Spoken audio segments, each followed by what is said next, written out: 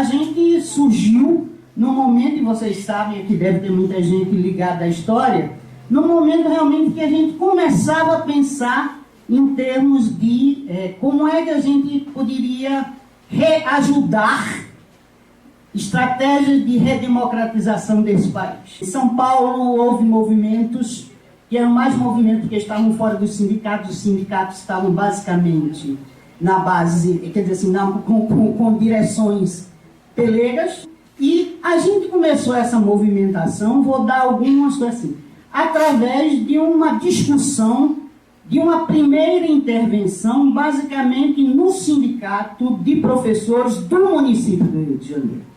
Principalmente pessoas que estavam ligadas a alguns setores de esquerda, assim, da esquerda organizada, e que era basicamente contrário à ditadura naquele momento. Começamos a discutir essas estratégias, principalmente gente ligada à educação mesmo, era gente ligada à educação, e tinha gente ligada à educação privada, no caso do Simpro. E foi ali, antes mesmo da gente fundar, não é, o que foi a CEP, né, a gente conseguiu organizar uma frente, que era frente, inclusive nós, que não éramos da rede privada naquele momento, para intervir e para tirar o Simpro do Rio de Janeiro, que era o mais importante naquela época, né, do estado do Rio de Janeiro, de volta para o professorado, vamos dizer assim, né? E conseguimos isso. Conseguimos isso foi em 76, 77 talvez. Embora a gente continuasse reunindo lá na PUC ainda, né? Mas na verdade a gente conseguiu ir se organizando. E foi se organizando, pessoal basicamente era do Rio de Janeiro, do município do Rio de Janeiro, mas daqui a pouco começaram a chegar pessoas e grupos que foram importantes para a nossa luta posterior. E aí veio Godofredo, agora eu falo do Godofredo, que veio de Campos, veio com pessoal, tem muita gente de Campos, veio para Niterói, Dodora de Volta Redonda e outras pessoas também. A gente não tinha uma instituição. Então, nós começamos a discutir, enquanto funcionário público, né? Nós começamos a discutir a nossa organização, e depois, e aí eu acho que não sei quem é que vai falar até do momento em que depois a gente teve direito à sindicalização. Tivemos uma adesão, foi extremamente importante os primeiros momentos, 79, que foi a grande marco, vamos dizer nesse sentido. Foi uma greve maravilhosa, quer dizer, e algumas memórias nisso aí. É importante notar o seguinte, como é que naquele momento, a gente enquanto instituição, já éramos uma instituição, já tínhamos fundido com mais dois grupos, não é? 2 grupos de professores, mas que eram muito moderados, vamos dizer assim, entre aspas, entendeu?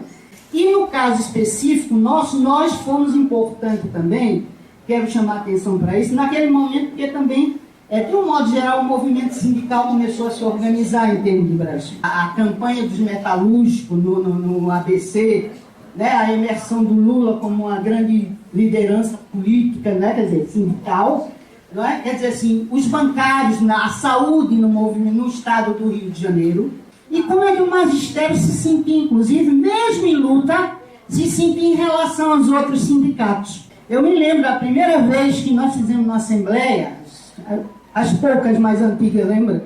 Que a gente, numa assembleia, em que a gente prestou um minuto de homenagem a Simone de Beauvoir, que havia morrido. Isso também são coisas assim, para mim, são muito marcantes nesse sentido, né? Quer dizer, era do Rio de Janeiro para o mundo. Essa década foi um momento que não diz respeito só ao Rio de Janeiro, diz respeito ao Brasil e diz respeito ao mundo como um todo. Eu me lembro que a gente se articulou até com outras instituições sindicais ao longo do mundo, e eu acho que isso marcou. Assim se passaram 10 anos, mas foi muito mais do que isso, né? É muito mais do que isso, e a gente continua. O grande mérito desse sindicato aqui não é simplesmente ter lutado contra todos os governos que passaram por aqui, estaduais, municipais, etc., lutando pelas questões específicas da categoria, político-pedagógica, etc. e tal. Grande mérito foi ter lutado também politicamente embaixo da ditadura militar. Eu quero que vocês saibam e registrem isso, porque nós estamos na iminência de um governo que pode fechar o regime e nos fazer ter que combater como nós combatemos naqueles idos de 70, início de 80, por aí afora. A Sociedade Estadual dos Professores, foi assim que ela foi fundada, com esse nome, e que depois se transformou em CEP, com C, Centro Estadual de Professores, que foi fruto da fusão de duas entidades, né? Importante o CEP ser o único sindicato da cidade, né? Inicialmente dos educadores fluminenses, né? Depois de todos, né? E depois ele se tornou uma referência a partir da greve de 79. Foi um marco histórico. Foi a greve que a gente conquistou as maiores vitórias. Não me lembro de lá para cá de outra que a gente tenha conquistado, por exemplo, 5 salários mínimos. E antes de virar o CEP com S, a gente passou ao CEP com C, porque nós abrimos a estrutura do nosso sindicato para os funcionários.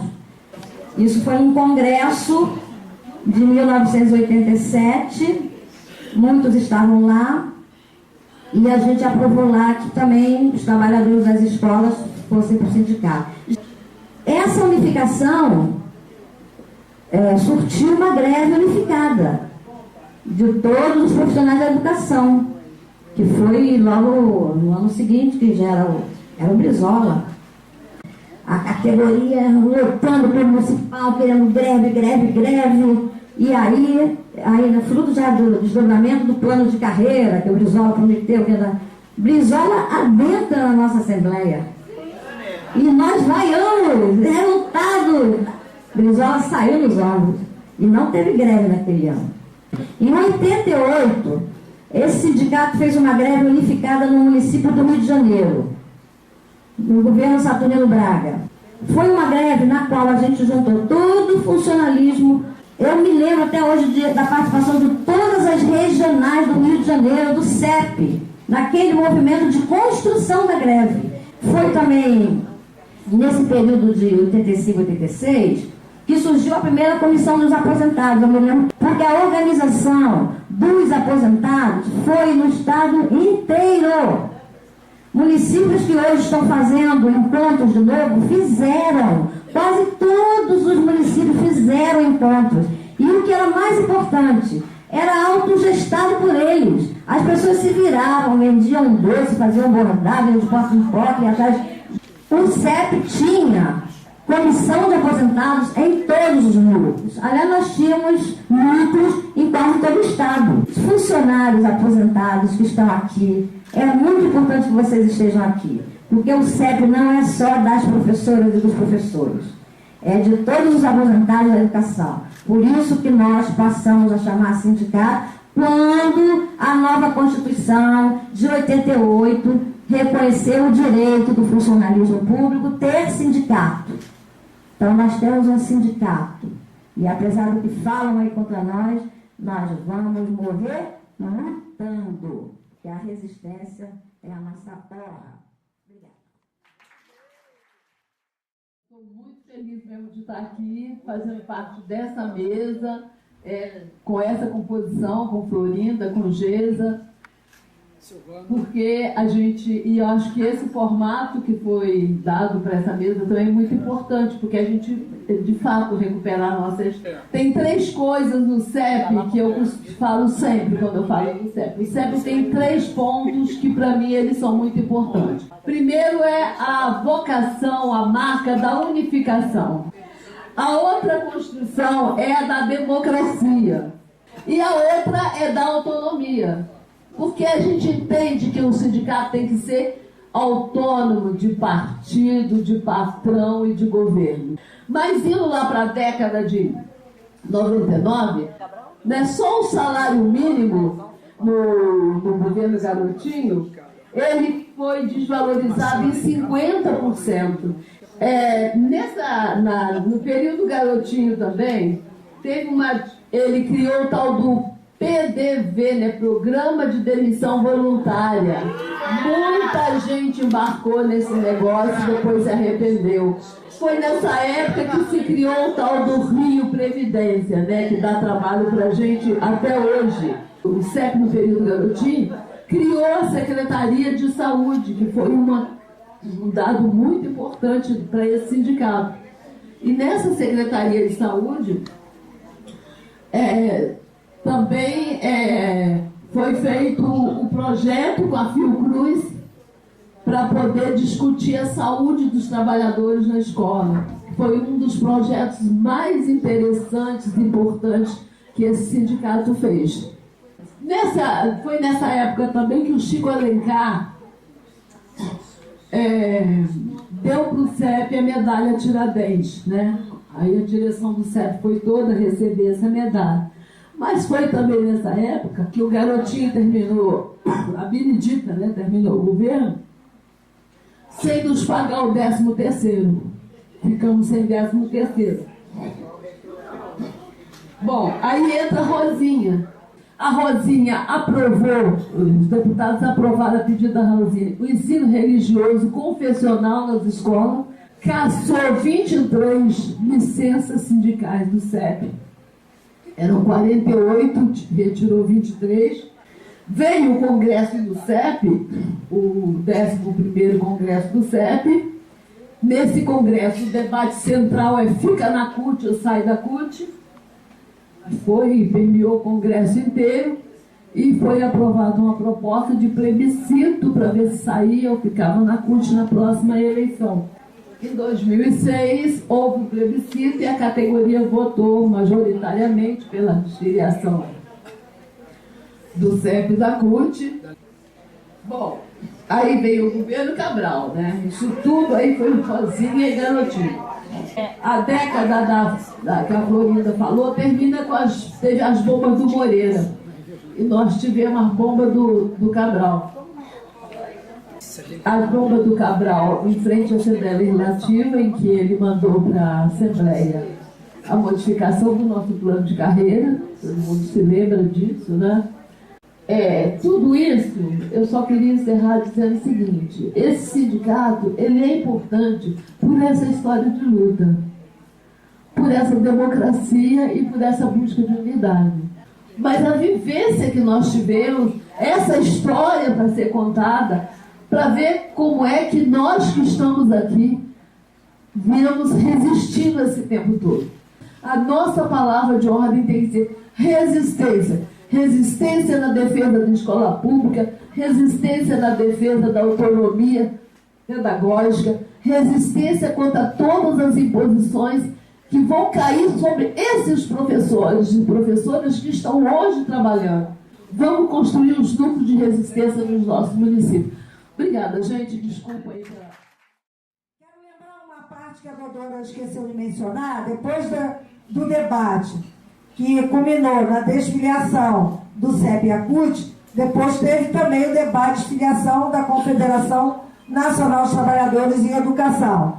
Também foram 2 congressos seguidos do debate sobre isso, né? As polêmicas foram defendidas e até hoje a gente continua desfiliado da CNTE, que eu acho importante mencionar. Essa última década aqui é uma década bastante polêmica, quer dizer, eu acho que vai se acirrando, vai aprofundando o que nós vamos, alguns de nós vão avaliar, que é o esgotamento desse atual sistema, né, político, que acaba, evidentemente, tem influência no social e com consequência na vida do conjunto da classe trabalhadora e nós, em especial, viu, Désia? Não vou me ater a todos os detalhes, porque amanhã nós temos o debate de conjuntura. Mas achei importante trazer esse elemento em algumas das fotos, porque também é um debate muito acalorado do CEP, se teve ou não teve golpe, quem praticou ou não houve golpe,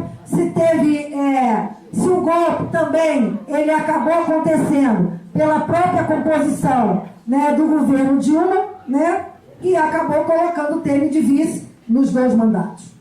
Todas todas as nossas lutas que fazemos nos locais, elas têm influência direta ou relação direta com o que é votado em Brasília. Portanto, por isso que também na história do CEP, nós participamos de todos os CONEDs para discutir, né, o que seria o Plano Nacional de Educação segundo a qualidade que a gente entendia que tinha que ser. Participamos de todos os fóruns sociais mundiais, porque entendíamos que era um espaço fundamental também da esquerda, na sua pluralidade, discutir um outro mundo necessário. Essa é a nossa trajetória. É um sindicato de base estadual que organiza as redes municipais, mas é um sindicato que conseguiu, em toda a sua trajetória, ter uma credibilidade, inclusive nacional. Mas nós estamos falando de que mundo do trabalho, né? Só para a gente pontuar aqui e ter um pouco também de noção de que mundo do trabalho é esse que nós estamos passando, vamos dizer assim. Já foi falado do sistema capitalista, a gente já vem vivendo a reprodução produtiva no mundo do trabalho e com isso a própria reorganização do mundo do trabalho. Agora, vai se agravando tudo isso na medida que nós sempre lutamos com outros sindicatos, com as centrais, mas a gente não conseguiu barrar o conjunto das contra-reformas.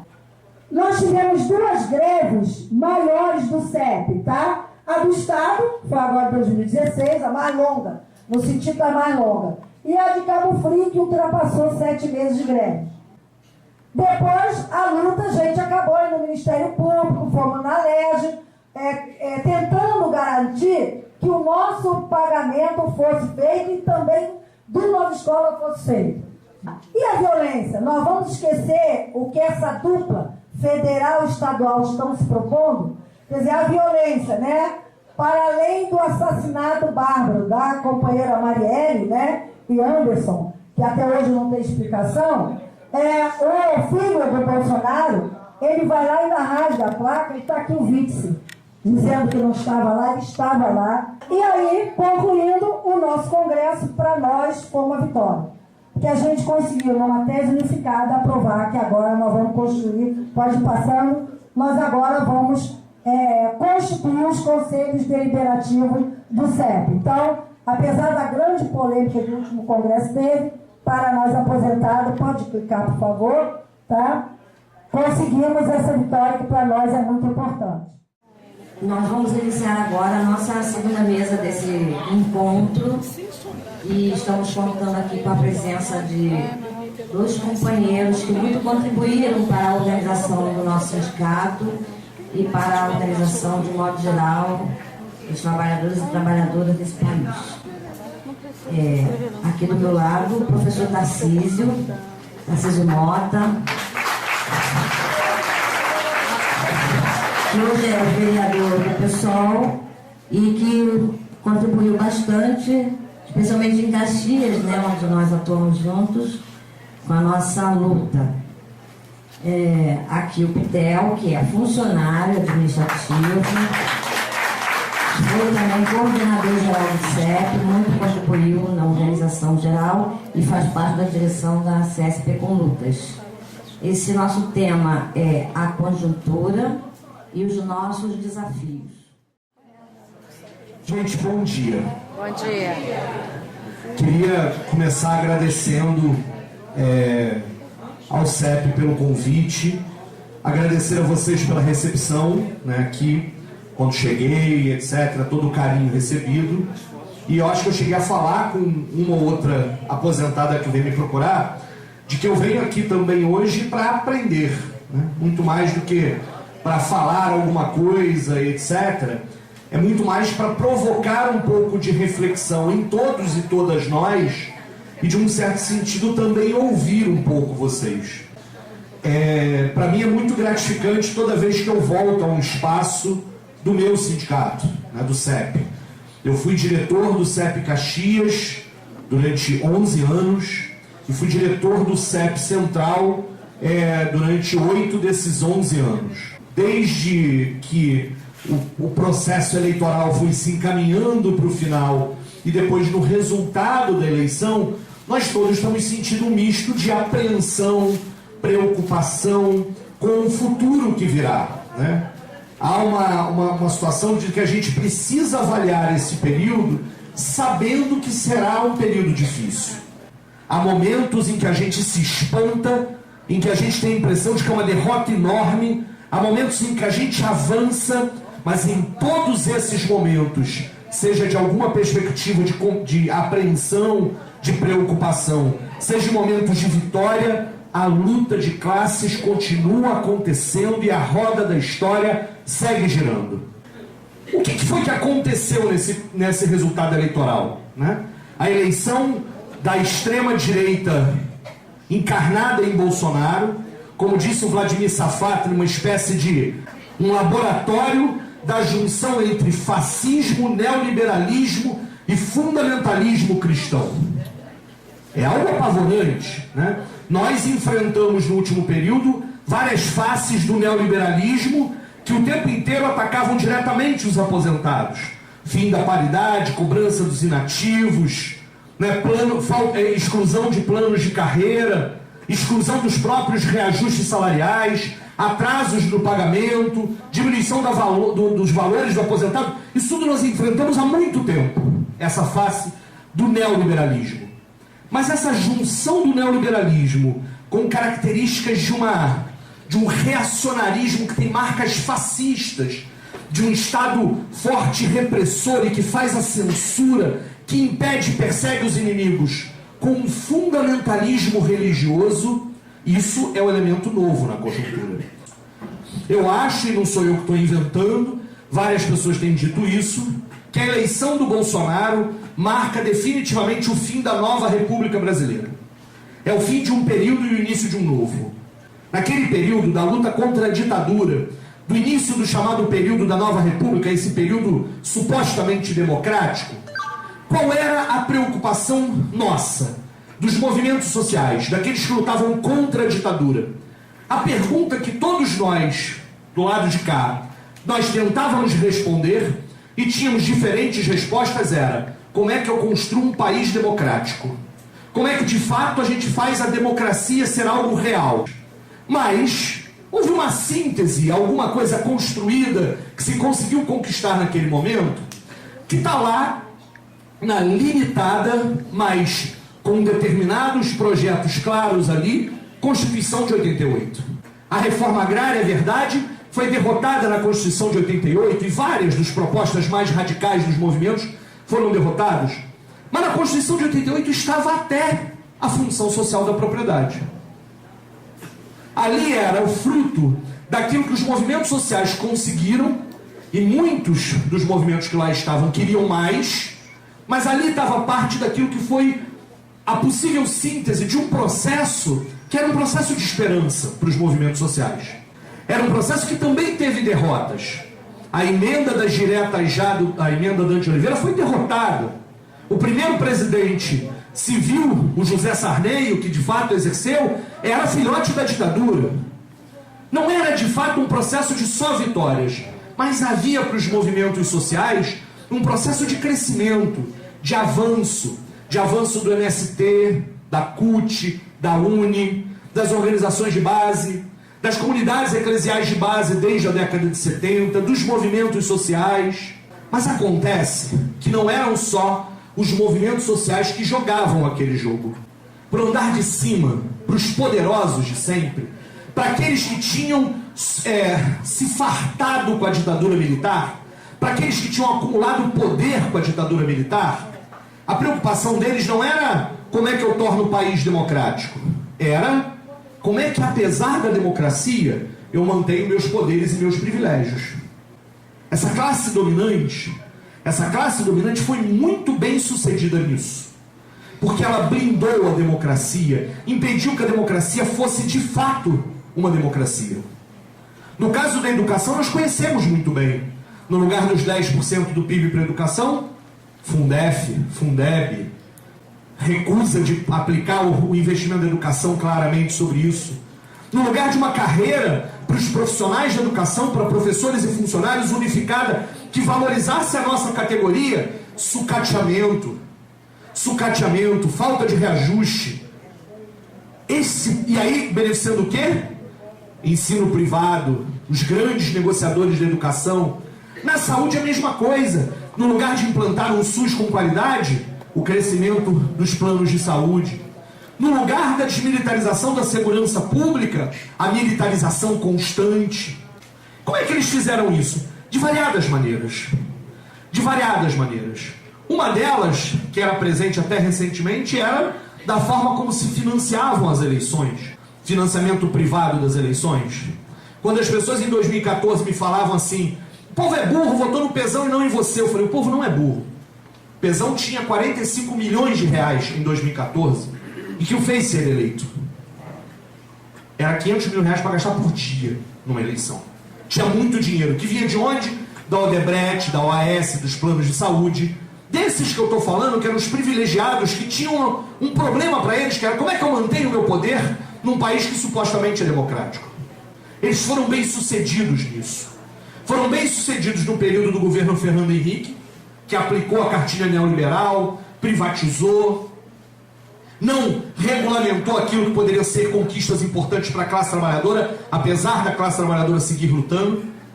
E também foram bem-sucedidos, mesmo que cedendo um pouco a mais, nos governos Lula e Dilma. Na medida em que, em nome da governabilidade, se abriu mão de fazer reforma agrária, reforma urbana, que no campo da educação fizeram o plano de desenvolvimento da educação, implantando o IDEB, a meritocracia, que expandiram o ensino superior público, sim, é verdade, é importante, sim, teve política de cotas, mas que ao mesmo tempo o crescimento exponencial do ensino privado via ProUni, transferindo renda para os grandes conglomerados da educação. Tem uma explicação que eu acho que é razoável da gente continuar fazendo avaliações que podem ter divergências aqui. O governo, neste período do ciclo tucano e do ciclo petista, os dois ciclos da nova república, o que estava fazendo a força era para o centro.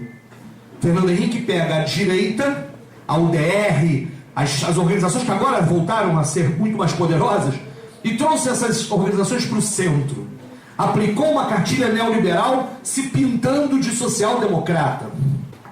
Da mesma forma, o ciclo petista trouxe esses movimentos, MST, CUT, UNE, e até a nossa CNTE, que nós do CEP nos desfiliamos, para o centro. Tirou parte da radicalidade que esses movimentos sociais tinham. Isso não é uma questão proposital ou que faça com que a gente jogue fora tudo, mas a gente precisa reconhecer isso. Só que isso gerou, nesses dois ciclos, uma inclusão pelo consumo e não uma inclusão pelos direitos. Gerou uma inclusão pelo consumo importante, há uma elevação da renda, a gente não precisa negar isso, mas que tinha limites, que tinha contradições muito importantes, porque não mexiam nas estruturas desiguais históricas. Acontece que em 2013, este processo de trazer tudo para o centro explodiu. Deixou de ser possível esta ideia da conciliação, esta ideia em que as contradições eram jogadas para baixo do tapete e a lógica de uma incorporação pelo consumo fosse suficiente para acalmar. 2013 explodiu tudo. Mas antes disso, em junho de 2013, da Copa eu abro mão, eu quero dinheiro para saúde e educação, 20 por 20 centavos, o aumento da passagem escancarava uma ideia de que as pessoas não tinham mais direito à cidade.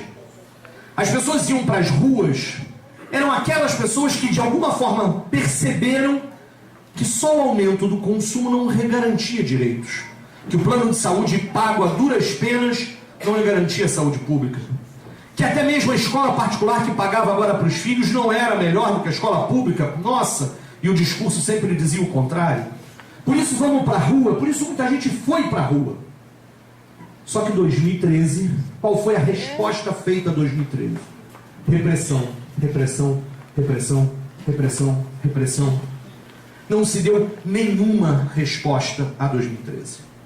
Quero dizer que, nisso que eu falava lá no início, havia um projeto de país dos movimentos sociais, de direitos, e havia um projeto de país dos dominantes, que era a manutenção dos privilégios naquele contexto.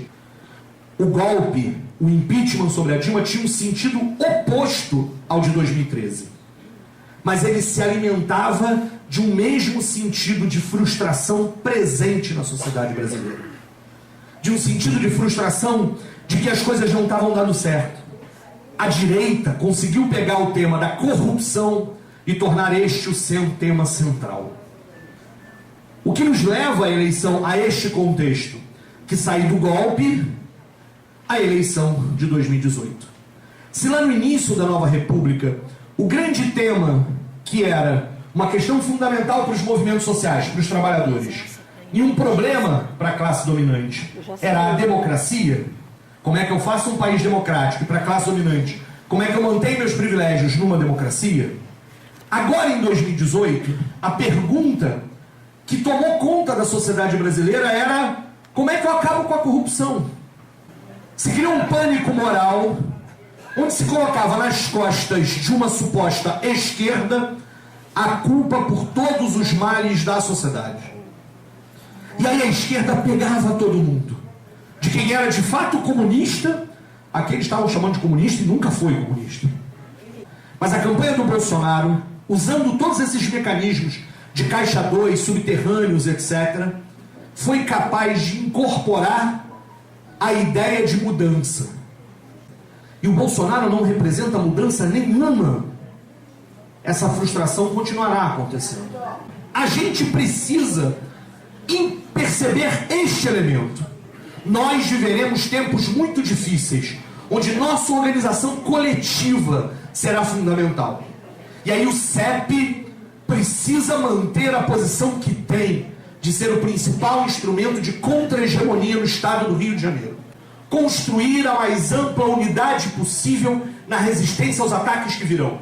Porque eles virão. Os professores, os educadores, os profissionais de educação são o primeiro alvo. Por quê? Porque nós fomos a linha de frente do combate ao neoliberalismo nas últimas décadas. De onde vieram as maiores greves que pudessem ter algum caráter nacional? São greves em vários estados ao longo dos últimos anos. E não no Brasil apenas, na América Latina, até nos Estados Unidos.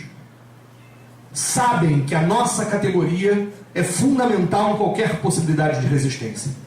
Por isso nos atacam na nossa essência. Nós, trabalhadores socialistas, já enfrentamos regimes fascistas antes. Safatri, para citar mais uma vez, encerrando com isso, eles acham que nos derrotaram. Eles acham que a gente não vai conseguir se levantar.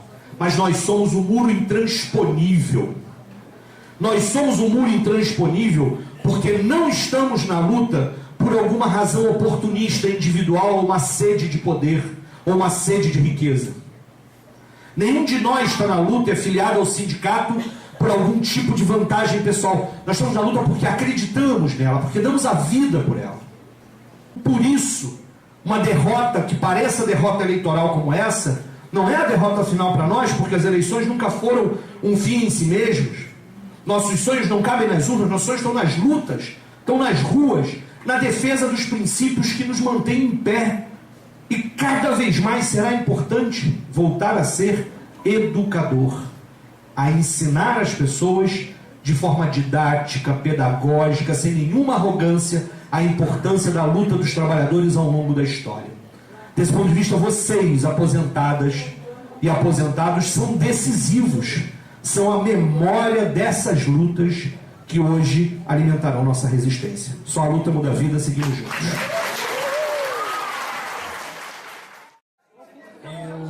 Gostaria de agradecer aqui o convite, comunicar aos camaradas que a partir do dia 19 de janeiro de 2018 eu me transformei num aposentado.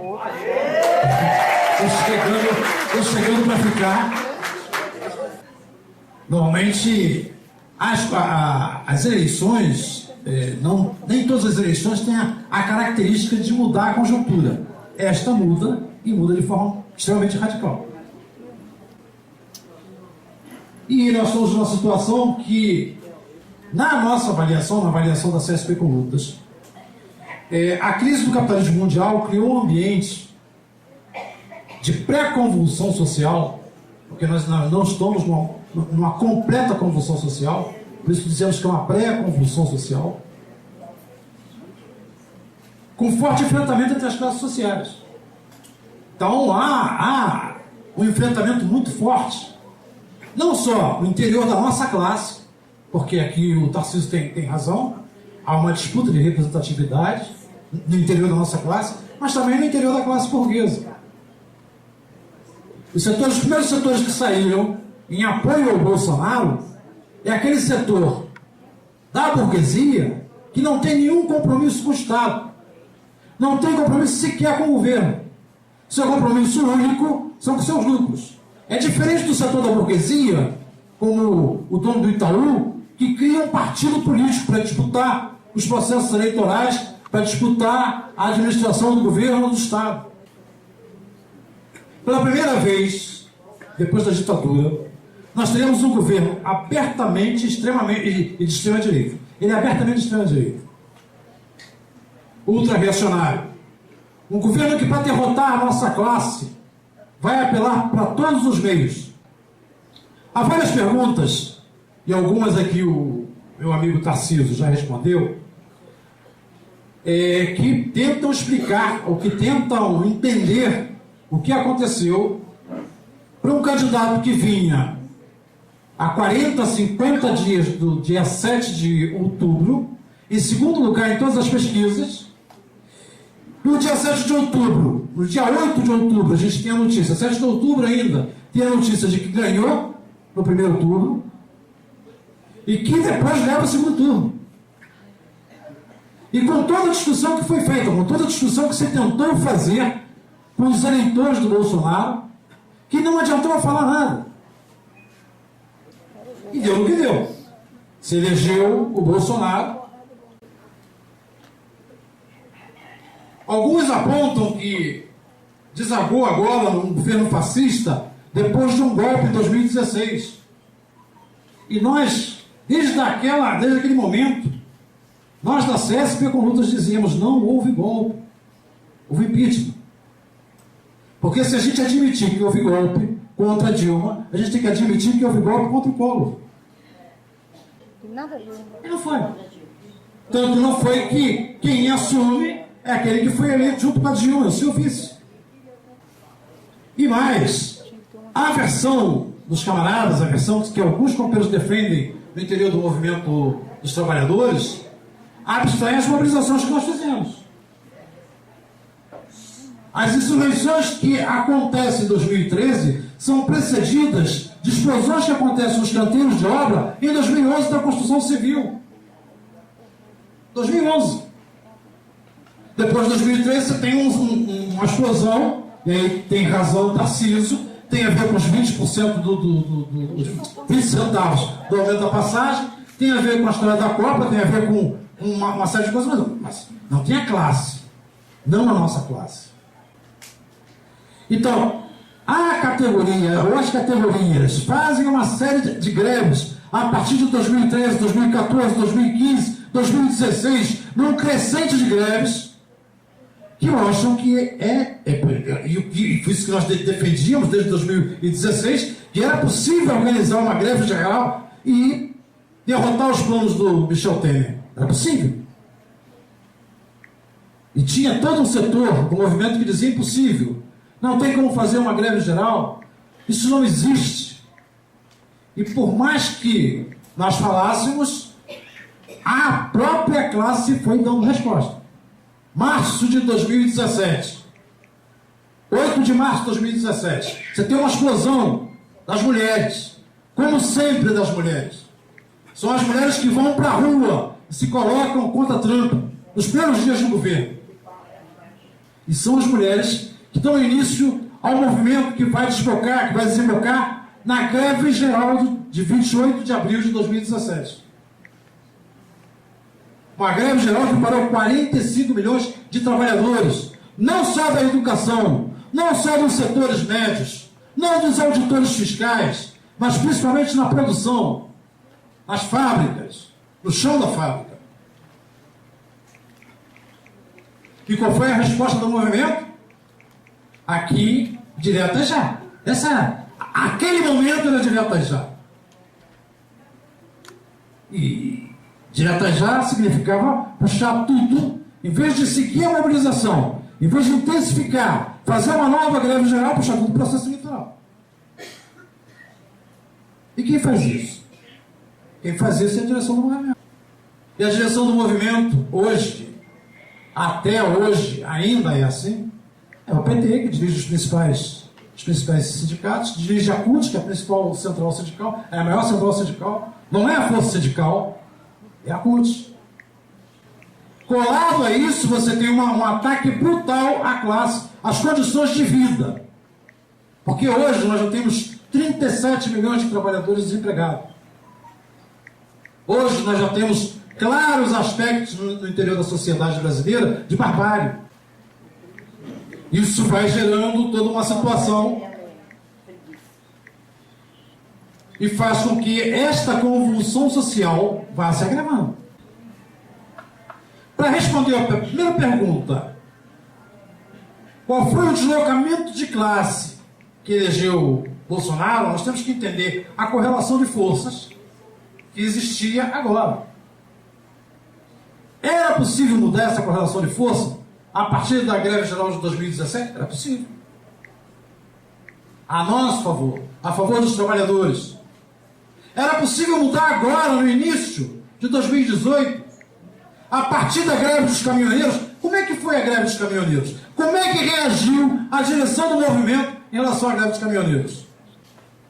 Se nós tivéssemos colado naquela greve, em abril de 2018, tivéssemos colado ali e juntasse, unificasse as lutas todas que estavam acontecendo naquele momento, as campanhas salariais do primeiro semestre, com aquela luta, independente da polêmica que tinha, se bota a bandeira do Brasil, se não bota a bandeira do Brasil, se é local, se não é local, independente dessas polêmicas, se unifica a luta, porque tinha mobilização, tinha trabalhador na rua, independente da classe social, ou do nível de relação com a propriedade, se o cara é dono do caminhão, se o cara é empregado, tinha que ter unificado ali. Isso modificaria a correlação de força. Do ponto de vista eleitoral, daria mais condições para a eleição do Haddad. E qual era a palavra de ordem naquele momento, dito pela direção do movimento? Lula livre. Lula livre. Que dividia mais ainda a classe, porque o setor da classe que sofreu durante o governo Lula, o setor da classe que perdeu emprego, o setor da classe que teve seu salário arrochado durante o governo Lula, dizia, não, o Lula está metido na corrupção, tem que ficar preso sim. E aqui há que se prender, inclusive, os outros que não estão presos, como Aécio Neves, como os outros demais. Acabada a eleição, ainda no mês de dezembro, antes de tomar posse no seu segundo mandato, que ele levou ao impeachment, a Dilma já publicou 2 medidas provisórias que atacaram os direitos dos trabalhadores. Foi o maior estelionato eleitoral que nós já vivemos. Maior estelionato eleitoral. Porque é um governo que se elege com um discurso de esquerda e quando chega lá no Palácio do Planalto, antes de chegar no Palácio do Planalto, que já estava até porque já estava lá, publica medidas provisórias que atacam os trabalhadores. Então, o Lula livre representava exatamente isso e dividia a classe. O setor da classe não foi defender o Lula. O setor da classe não defendeu a Dilma contra o impeachment. E o setor majoritário da classe. Não era qualquer setor. Ah, um setorzinho lá que não se moveu. Não. Setor majoritário. Se você chegar no ABC hoje e falar que é fundamental que a gente coloque o Lula livre hoje, você vai ter rejeição por parte dos operários. Seja da Mercedes-Benz, seja da Maneva. Enquanto a direção das centrais e a direção do PT se recusavam a unificar as lutas com a greve dos caminhoneiros, enquanto isso, a gente foi crescendo exatamente entre a classe trabalhadora, entre os trabalhadores à ultradireita, as propostas da ultradireita. Até porque, vejamos, a nossa classe, e qualquer um sabe disso, qualquer um que frequente um canteiro de obra, qualquer um que vá a uma usinagem, uma metalúrgica, sabe que a nossa classe é extremamente conservadora nos costumes, porque reflete a sociedade que é conservadora nos costumes. Não aceita aborto, não aceita homossexualismo, não vê a mulher como um sujeito igual, que deve ganhar o mesmo salário.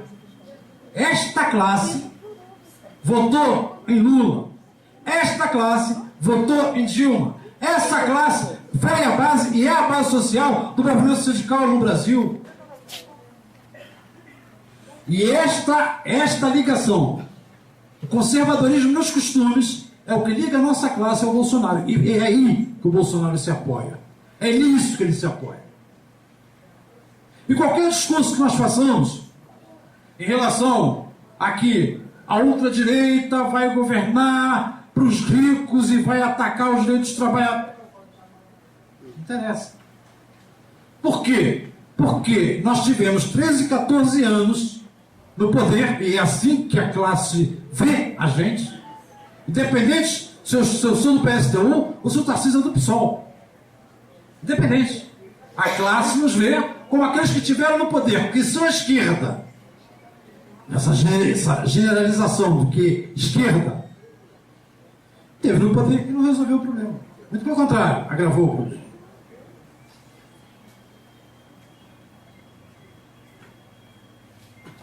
A diferença com esses governos, governo do Lula, governo da Dilma e o governo Bolsonaro, a diferença fundamental é que o Bolsonaro, para aplicar o processo de privatização, para aplicar a retirada de direito, para aplicar tudo que exige o imperialismo, com a sua crise, com a crise do capitalismo mundial, ele pode nos levar a um regime fechado.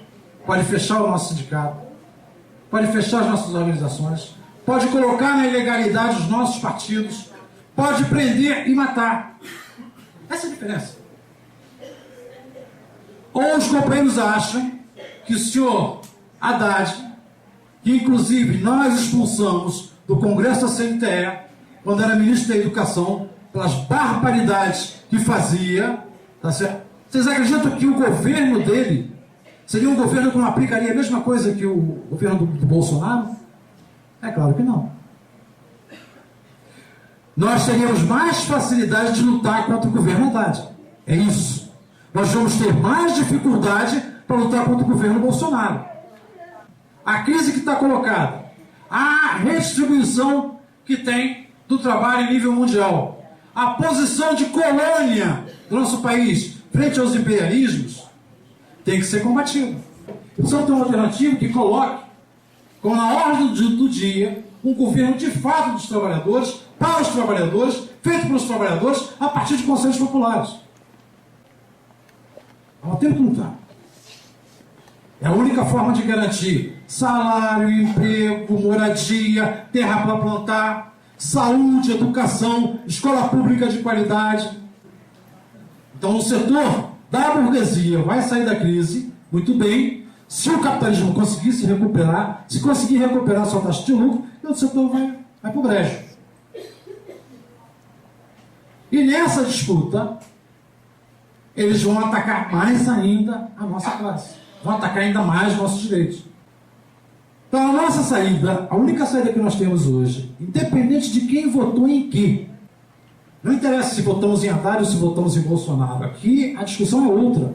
Aqui nós temos que unificar a nossa classe. Unificar todo mundo para defender os seus direitos. Unificar todo mundo para que a gente possa avançar.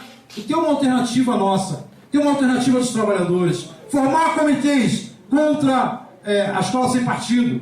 Formar comitês contra a reforma da Previdência, que acaba com a aposentadoria dos mais novos. Até porque nós já estamos aposentados. Mas os outros não terão direito sequer a isso. Eles vão nos matar a língua com um salário cada vez menor. Tá certo? Eu já senti isso. O meu último contra-cheque foi um inferno. Eu já senti isso na pele. Eles vão diminuir mais ainda. Mas tem uma parte da classe trabalhadora que, se a gente não tiver unidade, se a gente não lutar unificado, não vai ter direito à aposentadoria. Porque está no mercado de trabalho agora, está entrando no mercado de trabalho agora. É a juventude que está saindo dos bancos das nossas escolas, que está indo para a universidade, que não vai ter aposentadoria. Então é necessário que a gente tenha uma unidade, mas uma unidade que nos ajude. Uma unidade com independência de classe. Uma unidade, uma frente única de trabalhadores, uma frente única operária, para que a gente possa efetivamente criar uma alternativa dos trabalhadores. Vamos ter que discutir com a sociedade civil? Vamos. Vamos ter que nos unificar na luta com a sociedade civil para defender as liberdades democráticas? Vamos. Mas é unidade de ação. Entre nós precisamos de frente única. Esse processo de resistência contra os ataques que virão, a gente não sabe o tamanho desses ataques. Uma coisa é o discurso do candidato Bolsonaro. Outra coisa é que existe, e como o Bolsonaro é um governo de improviso, se ele vai ter condições de, a partir do parlamento e do apoio no parlamento, seja pelo centrão, pelo centrinho, pela bancada da bala, a bancada do boi, não importa, se ele vai ter condições de enfrentar os diversos setores da burguesia, acaudilhar esses setores, se transformar no árbitro nas disputas internas da burguesia para aplicar o que ele quer. Então, mas de qualquer maneira, independente do que vai fazer ou deixar de fazer o senhor Jair Messias Bolsonaro, a partir do dia 1º de janeiro de 2019, nós precisamos construir essa alternativa entre nós. Precisamos construir essa alternativa com todo mundo.